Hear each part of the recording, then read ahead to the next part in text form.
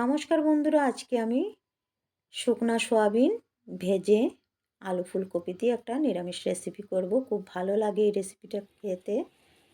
আর আমি এখানে কিছু ফুলকপি, আলু, একটা ওলকপিও কেটে নিয়েছি, কেটে বয়েল করে নিলাম। আর ফোড়নে দিচ্ছি হিং, কাঁচা লঙ্কা, দারচিনি, এলাচ, তেজপাতা, পাঁচফোড়ন দিয়ে আর বয়েল করা আলু ফুলকপি ওলকপিগুলো দিয়ে ভেজে নেব একটু সময়।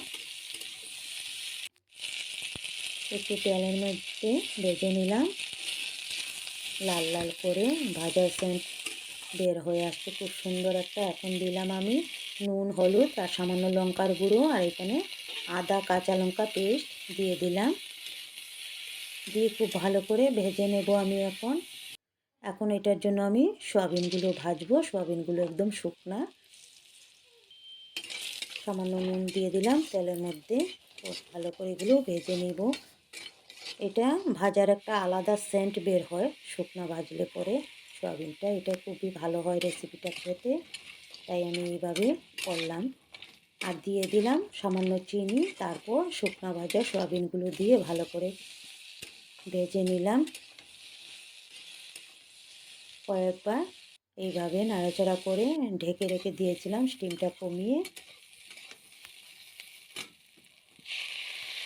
3-4 বার ভেজে নিয়েছি আমি সবজিগুলো সয়াবিনের সাথে। 3-4 বার ভেজে নেবার পর ভাজার সেন্ট বের হওয়ার পর আমি দিয়ে দিলাম গরম জল। গরম জল দিয়ে নাড়াচাড়া করে এখন আমি ঢেকে রেখে দেবো, ভালো করে ফুটতে দেব।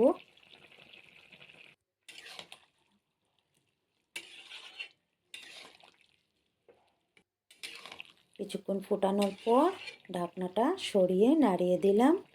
ফুলকপি, আলু, ওলকপি সব কিছু খুব ভালোভাবে বয়েল হয়ে গিয়েছে। আর কিছুটা আলু ভেঙে দিয়ে দিলাম। এখন আমি দিয়ে দেব গরম মশলা। দিলাম গরম মশলা দিয়ে নাড়াচাড়া করে দিয়ে দিলাম। এরকম গরম ভাতের সাথে খেতে খুব ভালো হয়, খুবই সুন্দর হয় খেতে। আর আপনাদের কেমন লাগলো বলবেন। বাই।